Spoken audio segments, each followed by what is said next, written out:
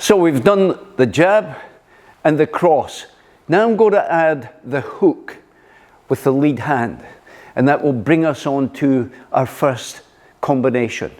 That's the jab and the cross and the hook. 3 punches that can often win you the contest. Right.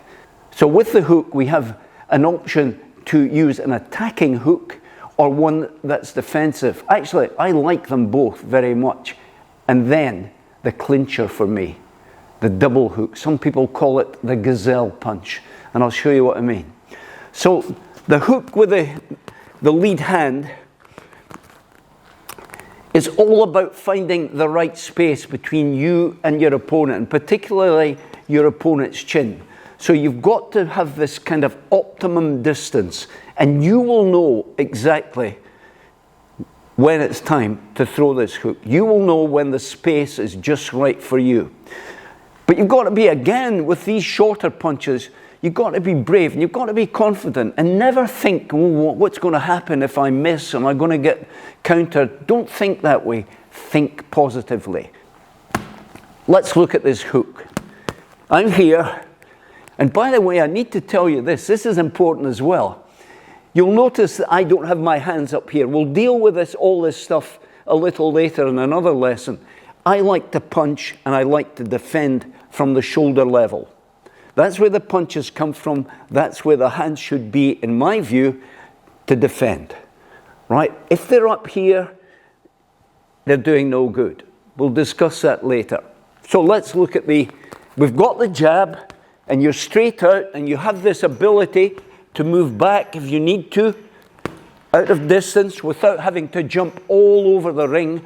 You're just moving back or sliding your front foot back 5 or 6 inches, and that means that his punches will drop early. They will be 5 or 6 inches short of their target, which is your chin.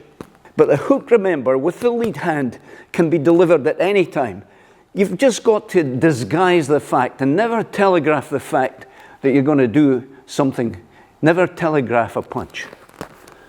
So you're looking at your opponent into his eyes, you know where he is, and suddenly you decide, because the opportunity presents itself, to throw the hook.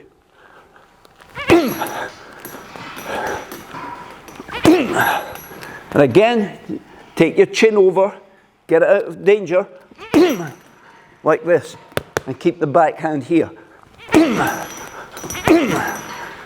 Okay, that's important. The backhand's here, and you deliver with force, and again with meaning, with turning the body, turning the shoulders so that you have full impact on this punch. Now, the hook can be delivered as a defensive punch as well. I like that. I like it when the opponent is coming forward and you lean back and you punch. Okay, it's a simple one. He's coming. Now, all I did was just lean back, leave him exposed, and punish him for daring to come towards me. So he's coming like this, and I punch. Now, what we find in modern boxing is that there are 2 types of hook, if you like. There's the American hook, which is delivered where the thumb is parallel with the ceiling, and it's done this way, right? Whereas the European hook means that the thumb is down parallel with the floor, and it's a turn of the whole shoulder and the elbow to deliver like this. And that's the way I was brought up in boxing. Now, of course, we've got this way for the hook, and that's fine. The important thing is that you deliver with the knuckle part of the glove. Because if you don't, you'll be punching with the bottom part of the finger, and you could do yourself damage. And never ever expose your thumb to the possibility of punching somebody in the head this way. Okay, so, and the other important thing is that we must keep a straight line right down the arm, the forearm, and the wrist, and never ever bend the wrist when you're hooking. And I've seen people demonstrate this with, left, right, hook this way. It's not.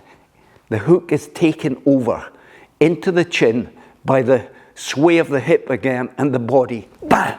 With the backhand, the hook comes into play not so much when you're standing in boxing mode, but when you're square on, like this, and you're infighting, and you want to do some damage, and you know you have to seize the moment when you can see that maybe he's tiring, or he's struggling with a punch you've delivered a little bit earlier. That's when you go in here, short punching. And that's when the hook with the backhand comes into play. Hooks over from both sides. But we'll deal with that in another lesson. Meantime, I hope you've enjoyed that. And coming up is the next lesson.